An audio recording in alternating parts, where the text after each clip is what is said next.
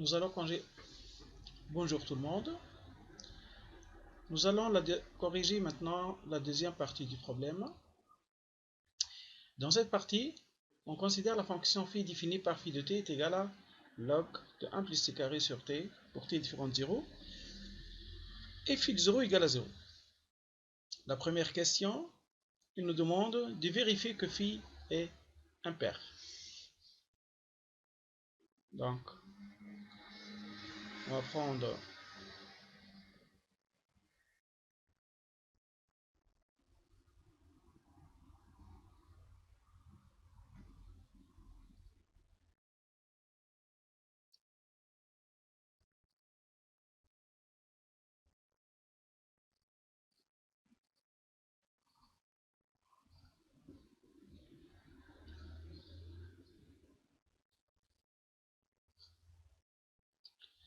donc, il nous demande là de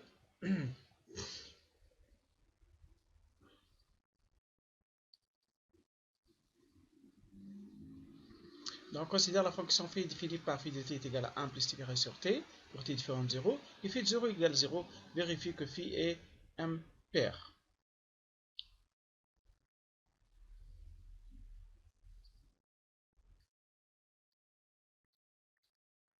Premièrement,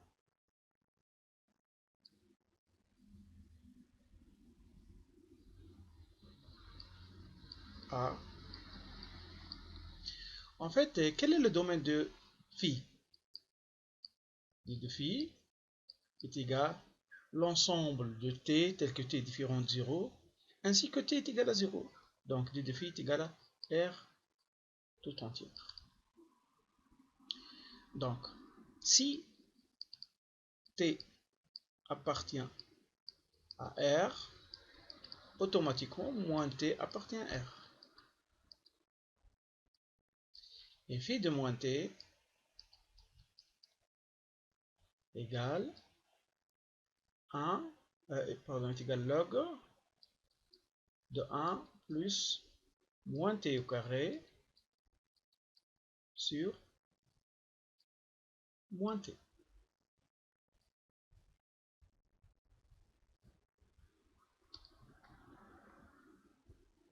Sur moins t. C'est égal, ici log de 1 plus moins t au carré, ici moins t au carré c'est t au carré, donc c'est log de 1 plus t au carré sur t, on peut mettre ce moment ici, donc est égal moins phi de t.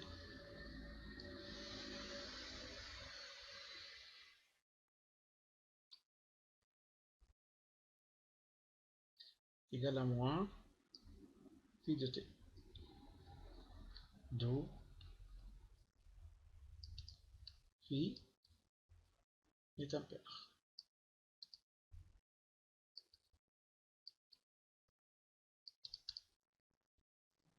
La deuxième question, étudier la continuité et la dérivabilité de phi en 0.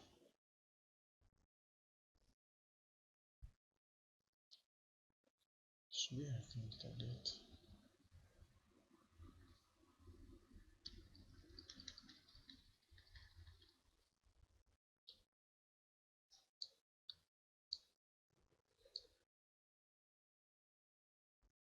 Je vais livrer les bouches à zone.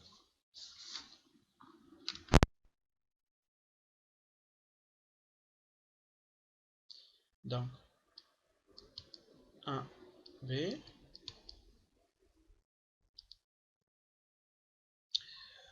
il nous demande d'étudier la continuité et la dérivabilité de phi en 0. Alors, phi, elle est définie en 0.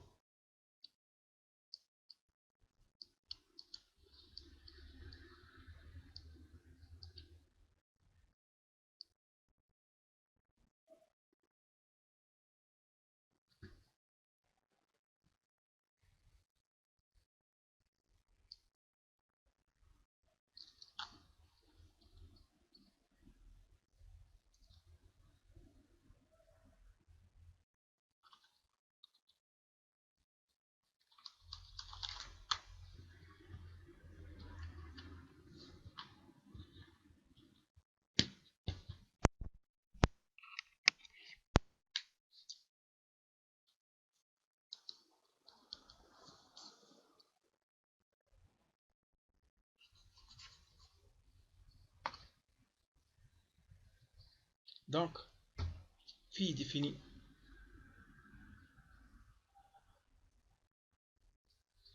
Donc, on va voir la deuxième question.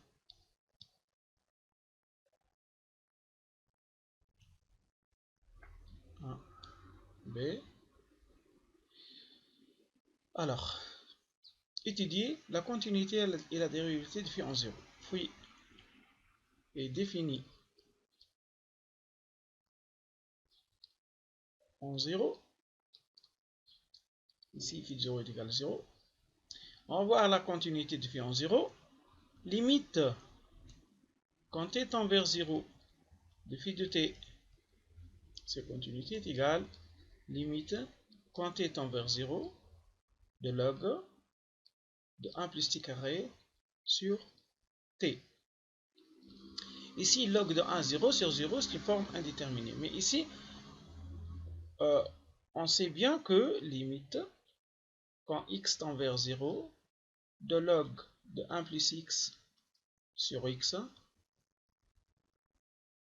est égal à 1. Donc, on va utiliser ceci.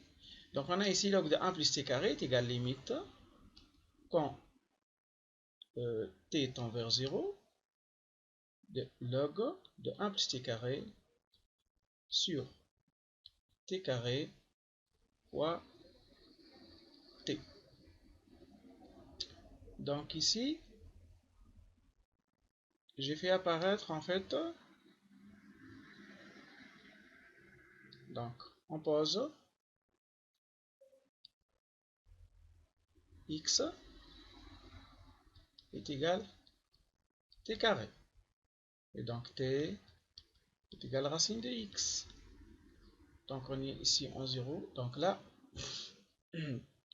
on peut faire ça en 0 plus. Donc ici, limite, quand x tend vers 0, tend vers 0, donc x tend vers 0. De log de 1 plus x sur x fois racine de x. Ici, cette quantité-là, elle tend vers 1. Là, elle tend vers c'est 0. Donc, le produit, c'est 0.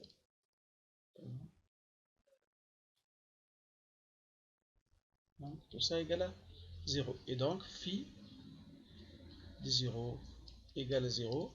Et phi est contenu en 0. Donc, ici, la limite est coïncide avec la valeur de phi est égale à de phi de 0 qui est égale à 0.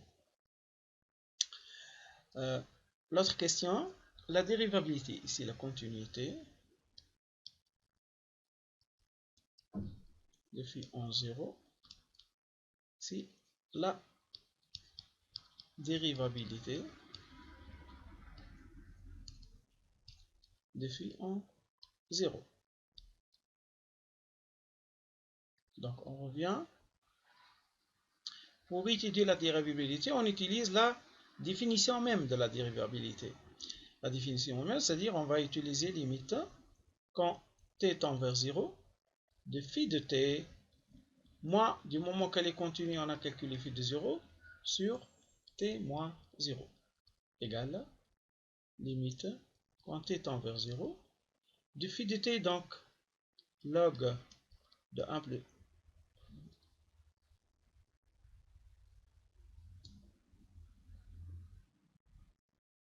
donc ici limite de log de 1 plus t carré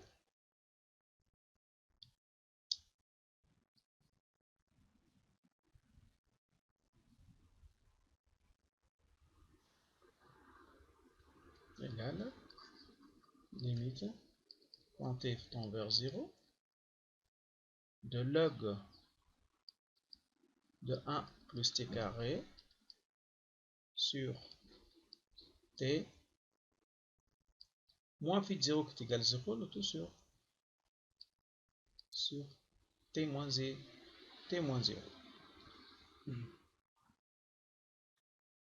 Donc c'est bien ça. C'est égal en fait à limite quand t tend vers 0 de ln de 1 plus t carré sur t au carré. Donc de la même manière, on avait calculé cette limite-là tout à l'heure. On avait dit que c'est de la forme ln de 1 plus x sur x lorsque x tend vers 0 est égal à 1. Ça est égal à 1. D'où phi est dérivable en 0 et phi prime de 0 est égal à 1. On passe à l'autre question. Donc, montrer que quel que soit t appartenant à R étoile, à R étoile, phi de t est égal à celle.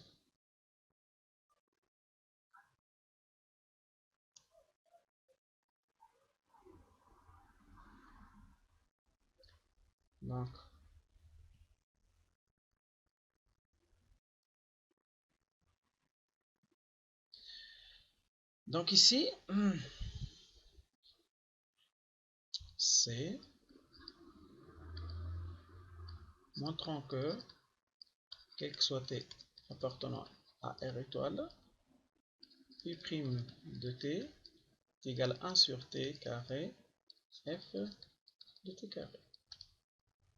En fait, quel que soit t appartenant à R étoile, phi est dérivable. Et phi prime de t est égal à ln de 1 plus t carré sur t l'autoprime. C'est de la forme f sur g prime qui est égal à f prime g moins fg prime sur g au carré. Donc phi prime de t égale la dérivée de log de 1 plus t carré, on mettra en l'entrée de fraction. Log de 1 plus t carré, c'est u prime sur u. Donc 1 plus t carré prime sur 1 plus t carré fois t moins cette quantité fois la dérivée de t, c'est 1 moins 1 fois log de 1 plus t au carré divisé par t au carré qui est égal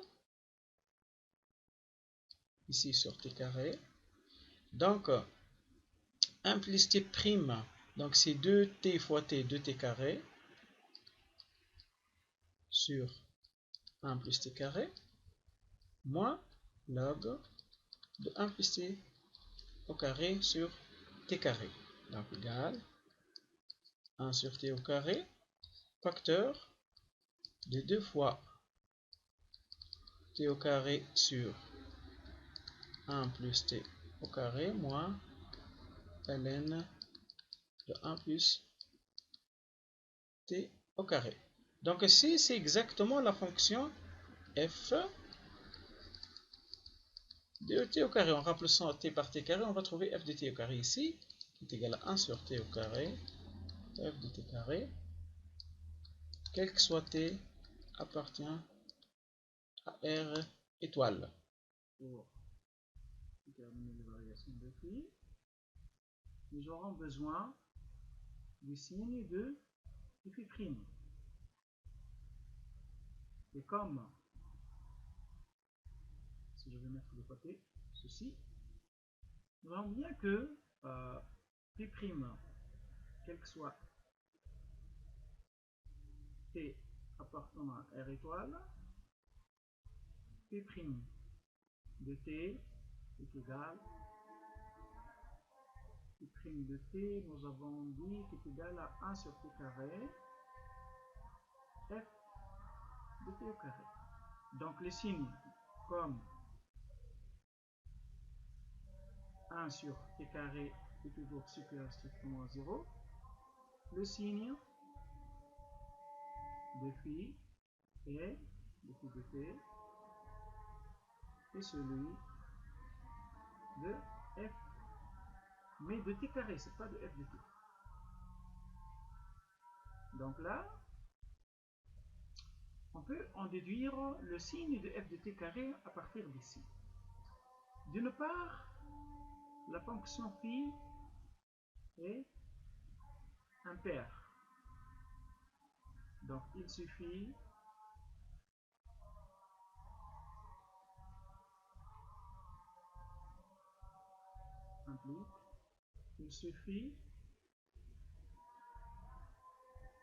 de déterminer son tableau de variation sur la moitié de l'intervalle, c'est-à-dire sur R étoile plus. Donc ce qu'on va utiliser, donc ici on va essayer d'étudier sur R étoile plus.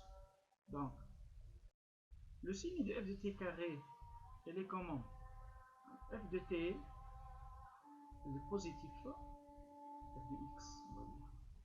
Il est supérieur ou égal à 0 pour x comprise entre 0 et alpha. Donc sur cette partie. Et f de x est négatif pour x supérieur à alpha. On peut déduire à partir de ce tableau de signes. Donc il nous a demandé le tableau de signes pour l'utiliser dans cette question. Donc ici, en prenant uniquement R étoile plus, on peut déduire le signe de f de x. Sauf que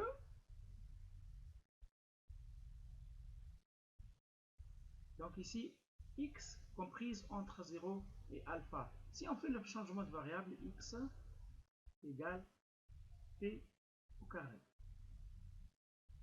Dans ce cas, f de t carré est positif ou nul pour t carré comprise entre 0 et alpha. Comme la fonction racine carrée est strictement croissante sur 0 vers alpha, alors je peux faire la racine ici 0 inférieur ou égal à phi inférieur ou égal à la racine de alpha. Tableau de variation de phi, on va le donner en fonction de t, pas en fonction de t carré. Et pour f de t carré est négatif pour t carré est supérieur à alpha, donc t est supérieur à la racine de alpha. D'où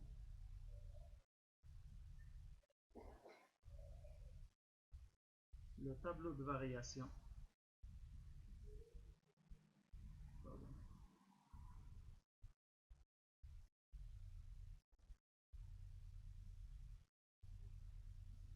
de phi de t, donc c'est déduit par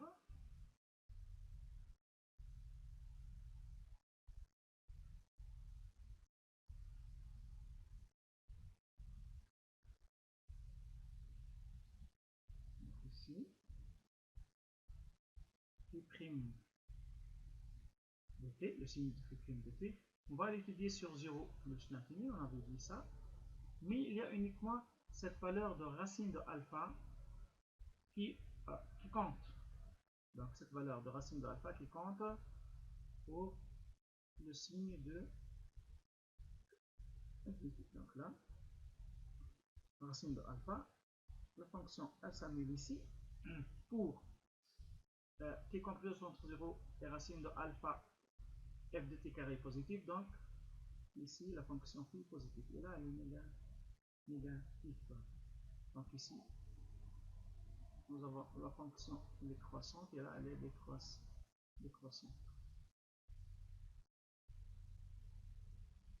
Ici il suffit de 0, il suffit de t, il suffit de 0 est égal à 0 et là limite quand t tend vers plus l'infini de phi de t. On va le calculer tout de suite. Limite, quand t tend vers plus l'infini, de phi de t est égal limite, quand t tend vers plus l'infini, de l'expression donc de ln de 1 plus t carré sur t est égal. Ici, c'est la forme indéterminée log de plus l'infini sur plus l'infini. Donc, c'est l'infini sur l'infini, c'est une forme indéterminée. Donc, on va essayer d'enlever cette indétermination. Là, en plus l'infini, 1 plus t carré, je peux mettre t carré en facteur et séparer les deux logs. Donc, égale limite, quand t tend vers plus l'infini, de ln de t carré facteur de 1 plus 1 sur t carré sur t. Donc vous voyez bien, j'ai mis t carré en facteur pour avoir ici 0. Maintenant, log de a fois b est égal log de a plus log de b. Et ça, c'est limite quand t tend vers plus l'infini de log de t carré, c'est 2 log de t, plus log de 1 plus 1 sur t carré, plutôt sur t. Donc ça devient très simple maintenant. Égale limite quand t tend vers plus l'infini de 2 log de t sur t plus log de 1 plus 1 sur t carré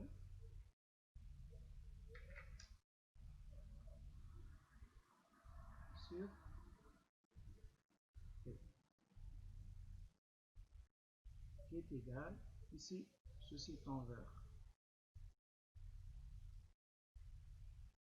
0,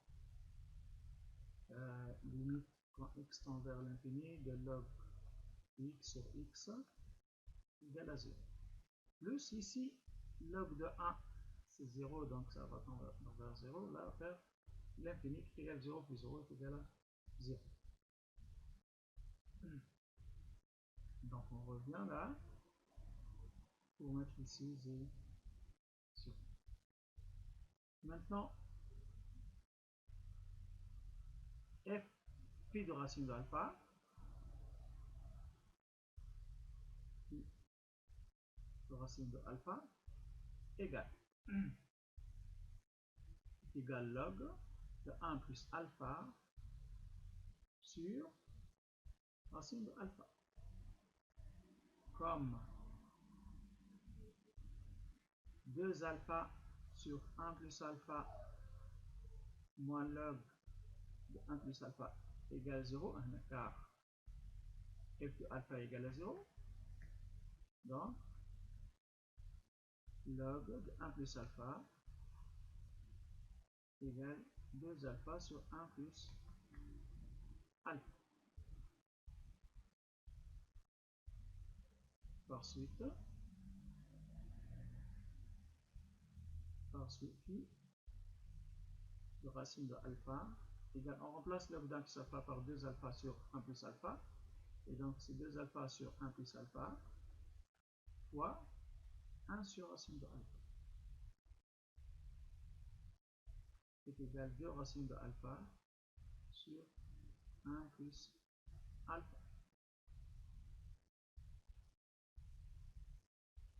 Donc ici c'est 2 racine de alpha sur 1 plus alpha. Donc étant donné qu'on a un encadrement de alpha, elle est comprise entre 3 et 4, on peut trouver un encadrement de 2 racines de alpha sur 1 plus alpha. Mais on n'a pas demandé ça. D'accord. On passe de à montrer que G est pair. Sur quel intervalle elle est définie, G? Elle est définie sur quel que soit x appartenant à R, phi est continu et dérivable. Du moment qu'elle est continue, donc elle admet une primitive. Par conséquent, G existe quel que soit X appartenant à R. Donc, G est défini sur R. Pourquoi est-ce que je dois préciser ceci? Car en fait, quand est-ce que je peux montrer qu'une fonction est paire ou impaire? Lorsque que soit t ou moins t appartient, que soit x ou moins x appartient. Donc, quel que soit x appartenant à R, l'opposé de x, moins x, appartient aussi à R. Il faut que tous les deux appartiennent à l'intervalle pour qu'on puisse calculer leur valeur. Et donc, quel que soit x appartenant à R, moins x appartient à R, et g de moins x est égal à l'intégrale entre 0 et moins x de phi de t dt. Ici, ça veut dire quoi ça?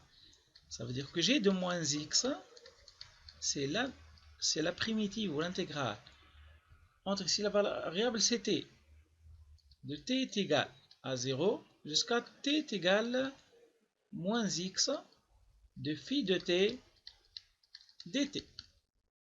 Si on pose maintenant moins x plutôt, on pose u est égal à moins t pour avoir ici x. Donc, lorsque t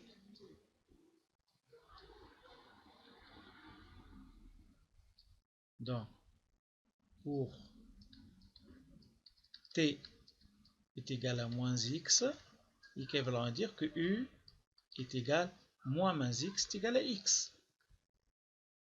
Et du, la dérivée ici, du est égal à moins dt. Donc on peut remplacer ici g de moins x. Donc ici, g de moins x, donc ça va donner l'intégrale, et aussi pour t est égal à 0, u est égal à 0. Donc l'intégrale entre u égale à 0, la variable u, je l'ai remplacée par moins t, et pour t est égal à moins x, donc u est égal à x, et u est égal à x, de phi de t, donc phi de moins u, dt qui est égal à moins de u. Donc, quoi? Moins de u. Donc, ceci est égal à moins l'intégrale entre 0 et x de phi de moins u de u. Or,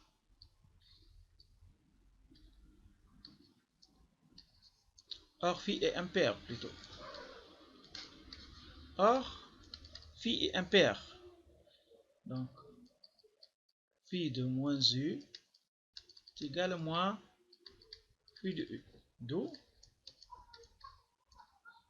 g de moins x est égal, ceci moins ça sort à l'extérieur, passer moins c'est 1, donc l'intégrale entre 0 et x du phi de u de u. Conclusion, g est pair est égal ici à g de u.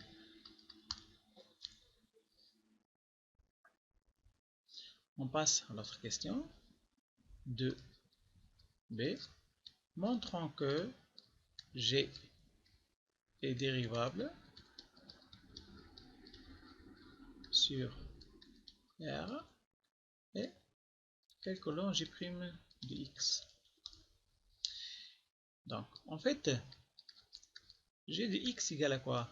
Est égal à l'intégrale entre 0 et x de phi de t dt. Ici, comment est la fonction phi de t? Phi de t est définie continue sur R. et même elle est dérivable sur R. Elle admet une primitive sur R. Toute fonction continue admet une primitive sur le domaine de sa continuité. Donc on va appeler soit donc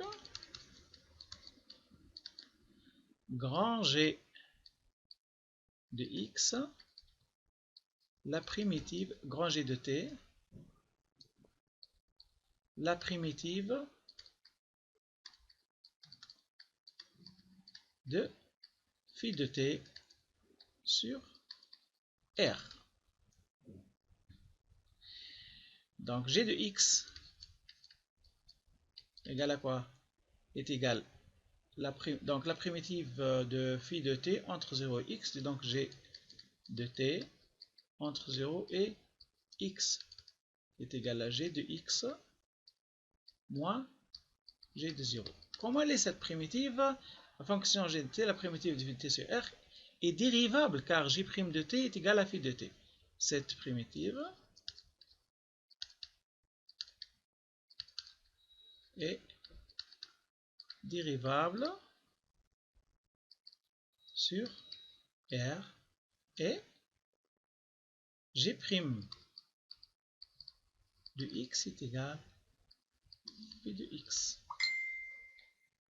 En fait, J' de X est égal grand G de X moins G de 0 prime est égal J' de X moins 0, et comme phi G est la primitive, donc G' de X est égal à phi de X. Donc conclusion, quel que soit X appartenant à R, G' de X est égal à phi de X. G' de X est égal log de 1 plus X carré sur X, si X est différent de 0, et G' de 0. Question C. Donc, il nous demande de déterminer le tableau de variation de G. En fait, on peut l'étudier uniquement sur R étoile plus.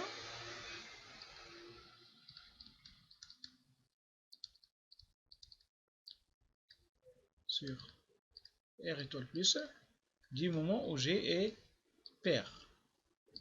C'est une fonction paire. Donc, quel que soit X appartenant à R étoile plus, G' de X est égal à 0 signifie que log de 1 plus X carré est égal à 0. Signifie que 1 plus X carré égale à 1, et donc équivalent à dire que X carré égale à 0, donc X égale à 0. Donc la fonction G', la dérivée de la fonction G, ne s'annule que pour X égale à 0. Pour X égale à 0. Donc, quand est-ce que G' est positif? En fait,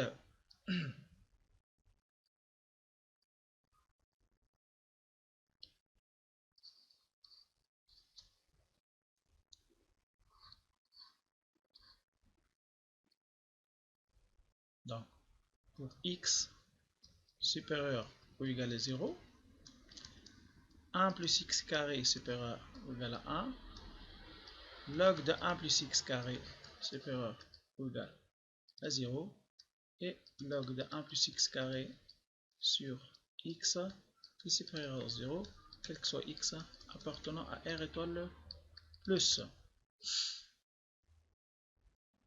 Par suite, comme G est un pair, plutôt, donc G de moins X est égal à G de X. 0 ici, ici moins l'infini, plus l'infini, x, g' de x et g de x. On avait dit que la fonction g' s'annule ici, et donc pour x supérieur à 0, pour x appartenant à r étoile plus, donc g' elle est positive là, et du moment qu'elle est paire, voilà, donc g de moins x est égal à g de x, donc nécessairement elle devrait être symétrique par rapport à l'axe x égale à 0. Donc là la fonction elle décroît et elle décroît. Ici g de 0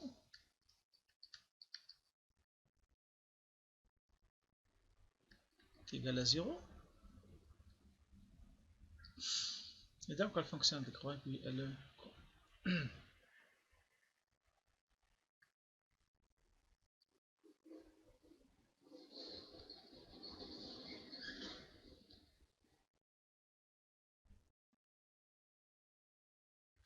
On passe à la troisième question.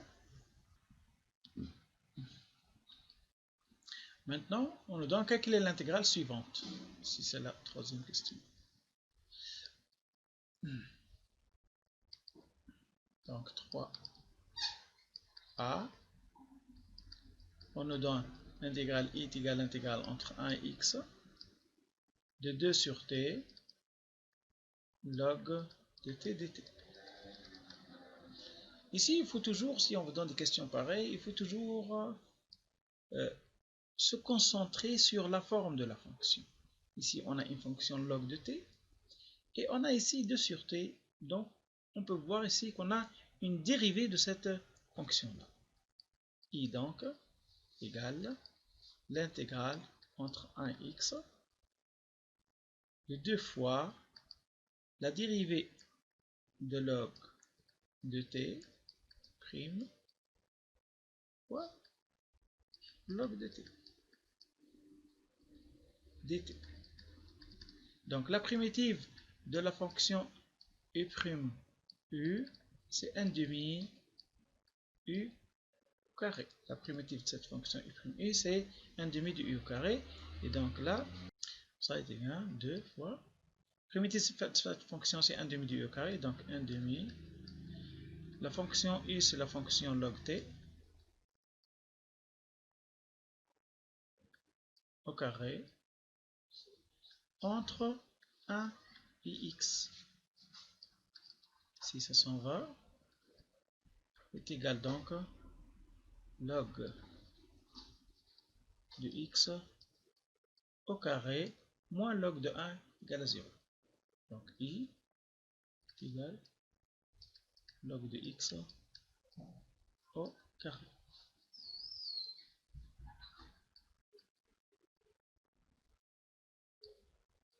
La question B, en déduire, du moins qu'il nous demande de déduire, donc on va partir de, on va utiliser la notion de le résultat du première question. En déduire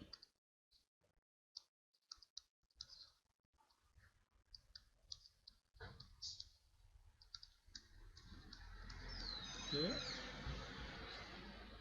quel que soit x supérieur strictement à 1, donc quel que soit x supérieur ou égal à 1, g de x moins g de 1 égale,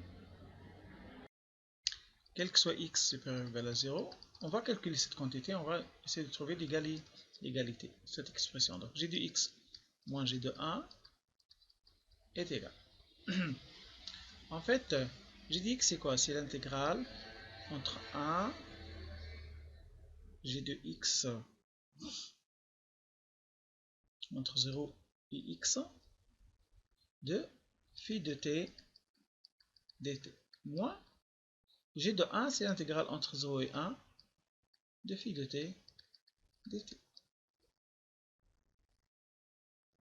Donc, on peut écrire l'intégrale entre 1 entre 0 et 1 de phi de t dt plus l'intégrale entre 1 et x de phi de t dt moins l'intégrale entre 0 et 1 de phi de t dt. Donc ici, la même quantité, ça s'en va, ça reste égale l'intégrale entre 1 et x de phi de t dt. Maintenant, on va essayer de faire apparaître ça. Il nous a donné log de x au carré. Il nous a tout à l'heure demandé de montrer une certaine expression qui est égale à log de x au carré. Donc cette quantité, on va proprement l'écrire l'intégrale entre 1 et x de phi de t qui est égal log donc 1 plus t carré sur t dt. Cette quantité est égale l'intégrale entre 1 et x de log, je peux mettre t carré en facteur de 1 plus 1 sur t carré sur t dt est égal l'intégrale entre 1 et x de log de t carré sur t, donc 2 log de t sur t plus log de 1 plus 1 sur t carré sur t le tout dt. Maintenant cette quantité là c'est i plus l'intégrale entre 1 et x de log de 1 plus 1 sur t au carré sur t dt qui est égal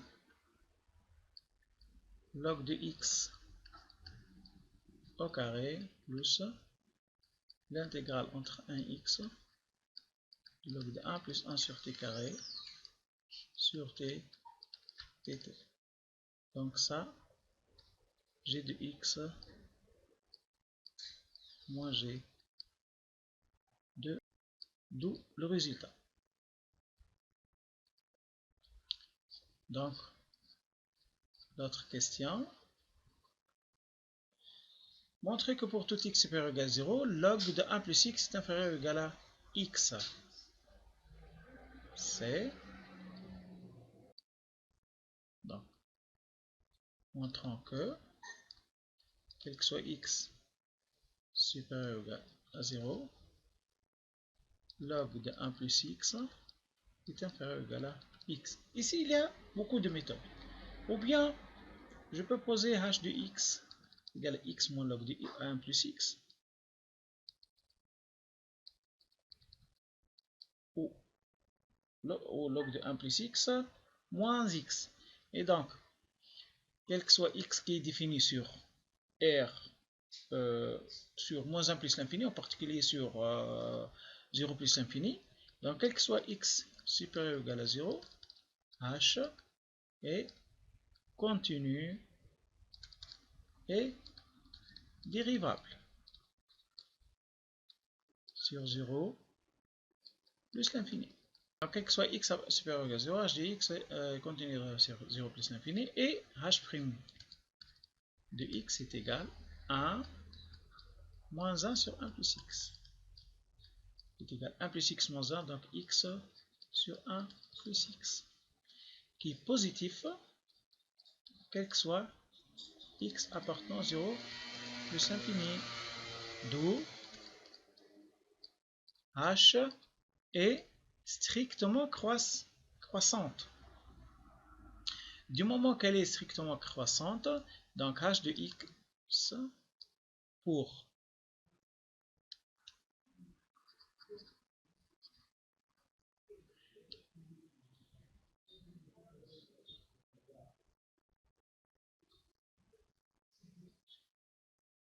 plus x moins 1, plus x. Donc la fonction h est strictement croissante. Donc pour x supérieur ou égal à 0, h de x est supérieur ou égal à h de 0. comme h de 0, c'est 0 moins log de 1, 0, donc qui est égal à 0. Donc, h de x supérieur ou égal à 0. Et donc, x moins ln de 1 plus x supérieur ou égal à 0. Donc, x supérieur ou égal à ln de 1 plus x, quel que soit x appartenant R étoile plus. D'où le résultat. Des fois, on est obligé de faire une petite étude, même si ils n'ont pas demandé ça dans le sujet. Donc, pour prouver. Ensuite, on déduire que quel que soit x supérieur ou égal à 1. Maintenant, autre question, question C. Il nous demande de montrer que quel que soit x supérieur à 1, on a ça. L'intégrale entre 1 et x de log de 1 plus 1 sur t carré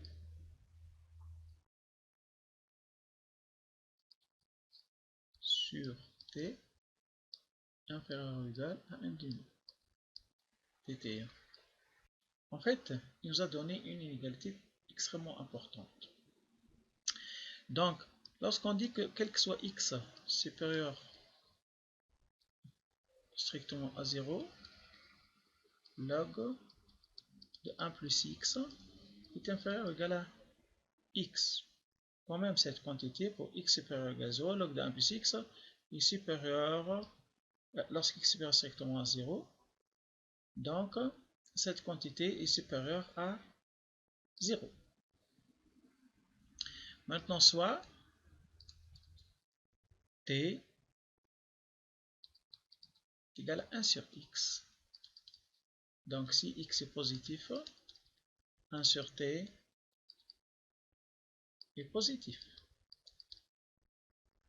Donc, x positif, donc 1 sur t qui est égal à x est positif. De même, 1 sur t carré est positif. D'où log de 1 plus 1 sur t carré, on va remplacer x par 1 sur t carré, est inférieur ou égal à 1 sur t au carré. Et tout ça, il est supérieur à 0. Ensuite, on va essayer de faire apparaître ça. Donc, je dois diviser par t, et donc log, on peut multiplier par 1 sur t, qui est positif, log de 1 plus 1 sur t carré sur t, inférieur ou égal à 1 sur t au cube, supérieur à 0. 0 fois 1 sur t est égal à 0. Maintenant, on passe à la primitive, à l'intégrale.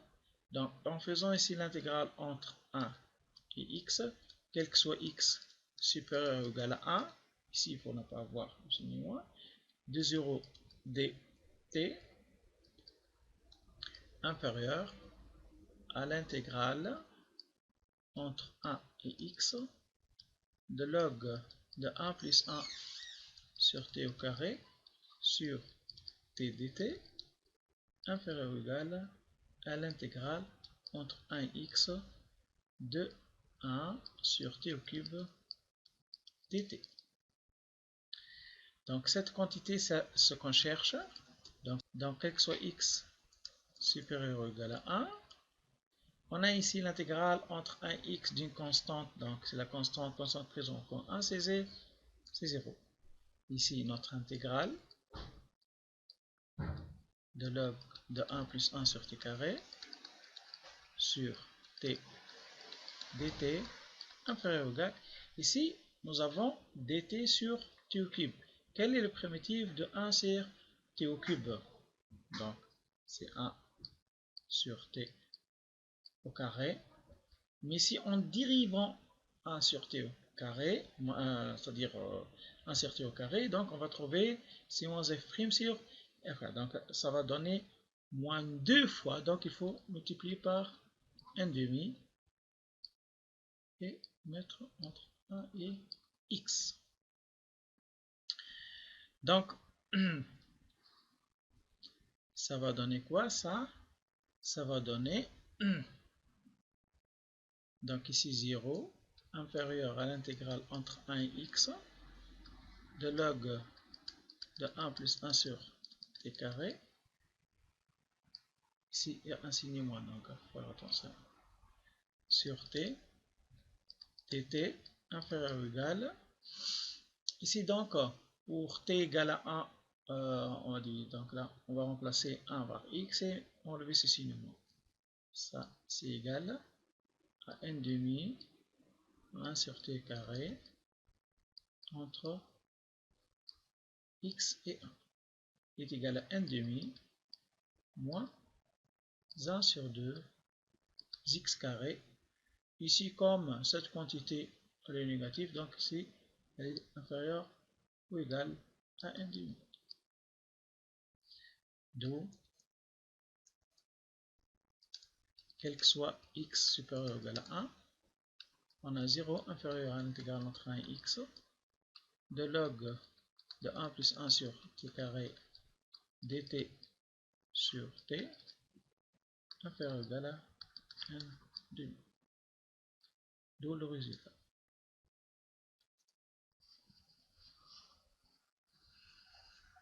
Maintenant, calculer les limites quand x tend vers plus l'infini de g de x et limite quand x tend vers plus l'infini de g de x et x.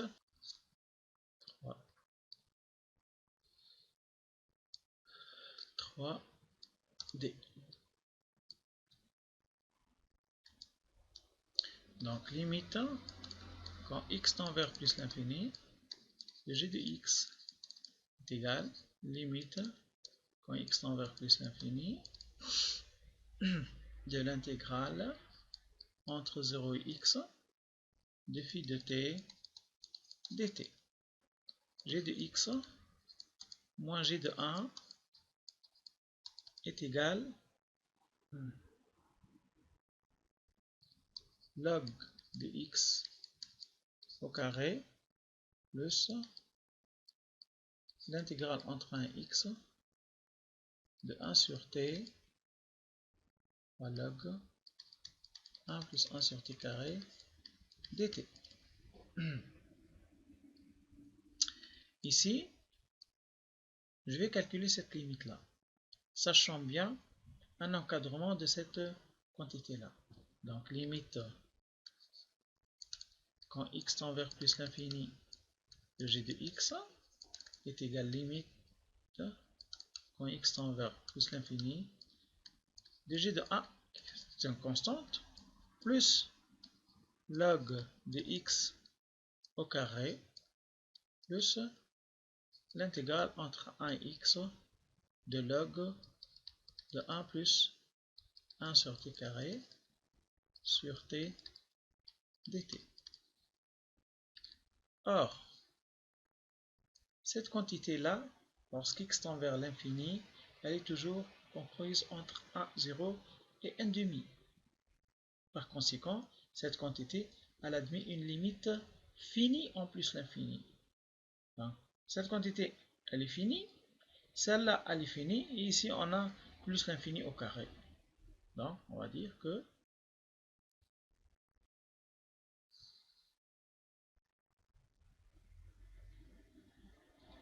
elle est finie. Donc, cette quantité, L' ici, est comprise entre 0 et 1 demi. Donc, elle est finie. Alors que celle-là, elle tend vers plus l'infini. Est égal à plus l'infini. En déduire. Ensuite, calculer limite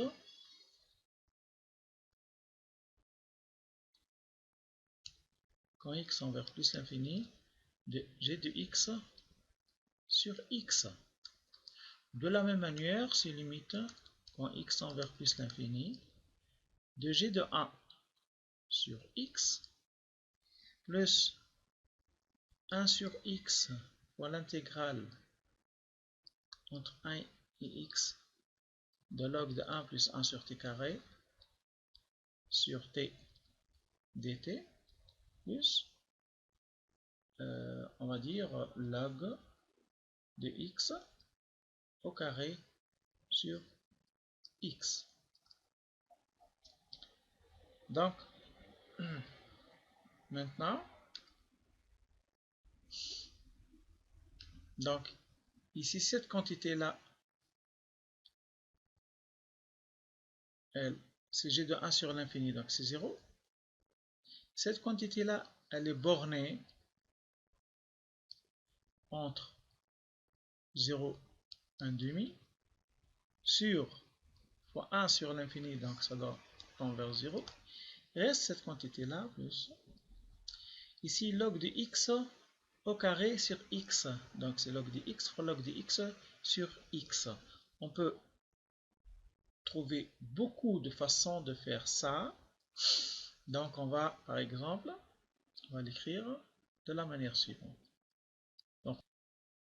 Donc cette quantité-là, limite quand x tend vers plus l'infini de log de x au carré sur x, on peut poser maintenant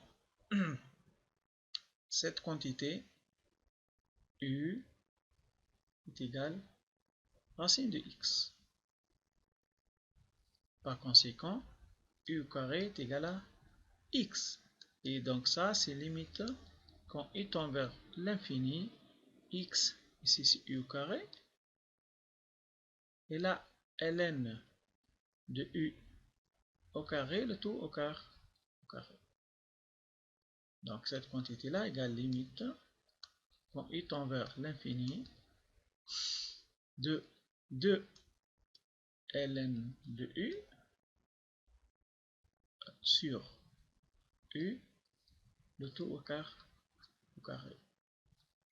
Comme est égal en fait à 2 fois limite quand x, plutôt à limite quand u tend vers plus l'infini de 2 fois ln de u sur u au carré est égal à 0 au carré est égal à 0. Quelle est la constatation qu'on peut dire ici? Donc, la courbe CG admet une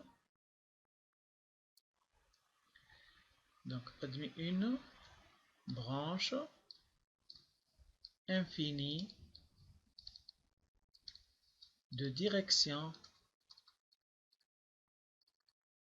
x' au x au voisinage de plus l'infini. Et merci.